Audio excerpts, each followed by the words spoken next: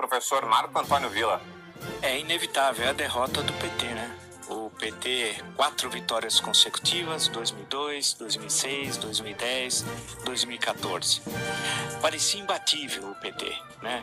Venceu com relativa facilidade até em 2002, se a gente for ver. Em 2006, o Geraldo Alckmin teve no segundo turno menos votos que no primeiro, contra Lula. Em 2010 e 2014 conseguiu vencer com a Dilma. Portanto, parecia uma máquina invencível, porque vencer 2 eleições presidenciais consecutivas com Dilma Rousseff é uma coisa assim inacreditável, né? E com o Lula lançando, fazendo aquela velha história de que eu lanço um poste, mais um poste para iluminar o Brasil. E tinha dado certo em 2012, aqui para a Prefeitura de São Paulo, quando lançou o Fernando Haddad, que também era mais um poste. Então essa história de que o Lula iluminava o Brasil com seus postes parecia algo já dado. Quando começou a campanha de 2018, na verdade começou desde o final do ano passado, as pesquisas sempre davam o Lula, a cada pesquisa o Lula subia, as pesquisas de intenção de voto. Algumas diziam que ele podia até ganhar no primeiro turno. Basta vocês olhar os jornais. Muitos analistas falavam o seguinte: há uma incompatibilidade entre o povo e a justiça. A justiça quer condenar Lula, ele não estava condenado até então. Porém, o povo quer Lula.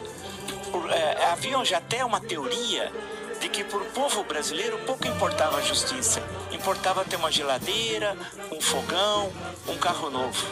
Eu vi muita gente teorizando sobre esse Brasil lulista que desprezava qualquer inquérito, qualquer ação penal que tocasse em lavagem de dinheiro, corrupção, formação de quadrilha. Isso era absolutamente irrelevante. E diziam esses analistas, e é bom que a internet hoje, os arquivos estão todos aqui, que o mensalão, Ação Penal 470, não criou nenhum problema eleitoral para o PT. A CPMI dos Correios, no final de 2015 até abril de 2016, criou problemas para a reeleição do Lula em outubro de 2016, 2006, mas não. Aí disseram o seguinte: e a ação penal 470? Foi recebida, demorou 2 anos, etc. Criou problemas para a eleição da Dilma em 2014? Não. Então havia toda uma leitura que o PT tinha construído um novo brasileiro e não se importava com essas questões que envolviam o desvio de recursos públicos. Esse novo brasileiro queria saber era de fazer parte do Minha Casa Minha Vida, né? De poder comprar um carro, mesmo que usado fosse, e de ter bens de consumo duráveis na sua casa, tal. Era isso que era dito, tal. Porém, teve uma coisa no meio que ninguém notou a sua importância. Foi o impeachment.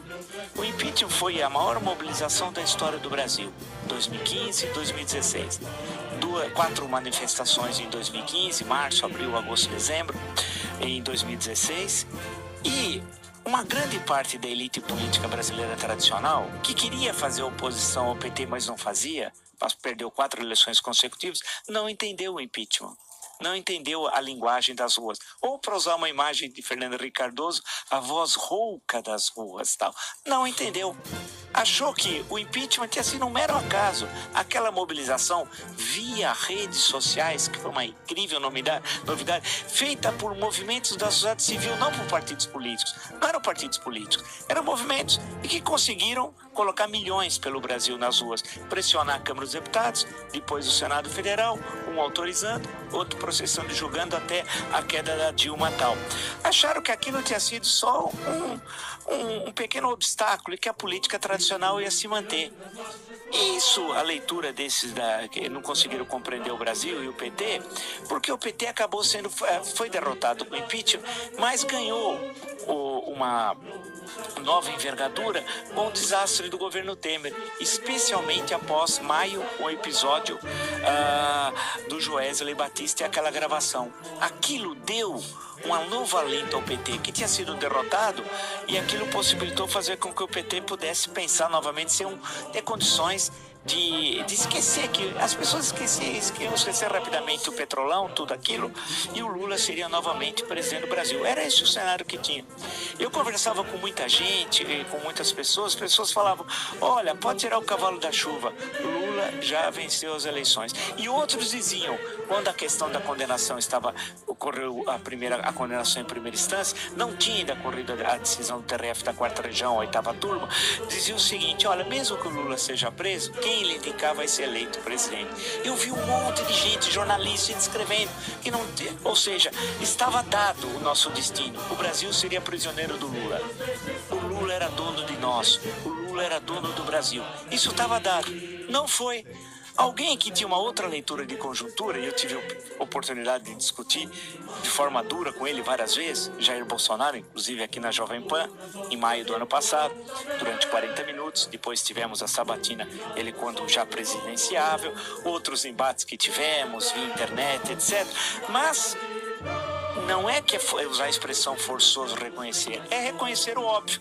Ele leu a conjuntura melhor do que todos esses grandes analistas que diziam que o Lula era invencível, o Lula já tinha vencido a eleição. A eleição seria pro forma, o Lula já teria eleito. Se não pudesse, um pau mandado por ele. O Jair Bolsonaro entrou em campo, fazendo o discurso do jeito dele, da forma dele. Mas em política não interessa muitas vezes o conteúdo do discurso, mas se aquele discurso é recebido ou não. Ou seja, entre o emissor e o receptor, como diria nas velhas teorias da comunicação, se não havia nenhum ruído. E no caso dele não havia ruído. Ele emitia uma mensagem e o receptor entendia aquela mensagem. E isso fez com que, do nada, ele fosse eleito presidente do Brasil. A gente gosta ou não dele, não é essa a questão, ele é um fenômeno eleitoral. Um fenômeno, porque sem partido, sem apoio, sem uma estrutura rica de gastos fabulosos das campanhas brasileiras, sem nada disso. Boa parte do apoio que ele recebeu, ou grande parte, foi de voluntários. E é verdade, que replicavam, criavam, fizeram tudo isso. Isso deu certo, basta ver a vitória no primeiro turno e a vitória no segundo turno. E olha, ganhar no segundo turno, especialmente na última semana, quando foi inventado que havia uma onda para o PT. As pessoas conversavam comigo, até minha mãe, de 91 anos, conversando hoje comigo, falou: acho que o PT vai ganhar, hein? Eu falei: por quê? Tá todo mundo dizendo que é uma onda, que não sei o quê, que tá crescendo, que não sei. Em São Paulo estava empatado, na cidade de São Paulo estava empatado. Lembra que estava empatado? Isso tudo era uma mentira, era uma falácia, era mais um factoide, que o PT foi produto de factoides. Ele foi criando factoide. E por fim, desculpe a extensão da minha fala, o factoide é tanto e as pessoas vão acreditando. É natural, eles têm um exército. Uma última observação desses factoides: Mano Brown virou sociólogo. O sociólogo Mano Brown, sociólogo político. O Mano Brown, que é falso até no nome, porque não é Mano e nem Brown, ele disse que o seguinte, que o PT deveria voltar para as origens. Aí eu fiquei pensando, quais são as origens? Aí disse o Mano Brown, o sociólogo do PT, que era voltar para a periferia. Mas o PT perdeu todas as eleições em 1982, Franco Montoro. O Lula foi 4º lugar em São Paulo. Franco Montoro, Reinaldo de Barros, Jânio Quadros e o Lula aqui atrás. Todos os principais bairros periféricos na região metropolitana, o PT perdeu em 85. Concorreu para a prefeitura, ficou em 3º lugar com o Suplicy. Quem ganhou? Jânio Quadros, segundo Fernando Henrique. E nos bairros pobres? Ganhou o Jânio ou o Fernando Henrique. O PT não ganhou. Em 86 para o governo do estado, isso vai ficar em São Paulo. E por que São Paulo? Porque São Paulo é onde o PT nasceu, né? 86, o Eduardo Suplicy ficou lá atrás. Lembra a eleição? Quércia, Antônio Hermílio, Maluf e depois o Eduardo Suplicy. E assim por diante, excetuando 1988, que é eleição em um turno só, mas se você pegar os mapas na periferia, em boa parte dos bairros mais pobres o PT perdeu, né? Passa por 90, 92, 94, 96, 98, em 2000. Em 2000 alguém vai falar: a Marta ganhou no segundo, sabe com o apoio de quem no segundo turno? Do PSDB. O Mário Covas, muito doente, à época, já com câncer, estágio avançado, deu apoio a Marta, o que o PT nunca fez o inverso, que era contra o Maluf.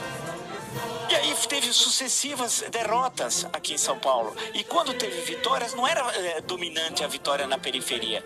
E para terminar, a derrota do PT também é a derrota dos especuladores, do grande capital financeiro não é aquele capital que emprega, que empreende, né, que arrisca, não. Do grande capital financeiro especulador que sempre teve com o PT. É derrota dos tais, entre aspas, movimentos sociais associados ao PT. É derrota dos sindicatos, das centrais sindicais, dos artistas pelegos, dos dirigentes sindicais pelegos, dos blogs sujos. Portanto, hoje é um grande dia, não é dia de medo, não. Eu não estou com medo, né? Eu estou muito alegre. Hoje foi uma vitória da democracia, das liberdades e de uma grande derrota histórica. Gostaria de falar definitiva, mas não dá ainda para falar que é definitiva, mas de uma grande derrota do PT. 10h59, um rápido intervalo. Na volta, o Jornal da Manhã, segunda.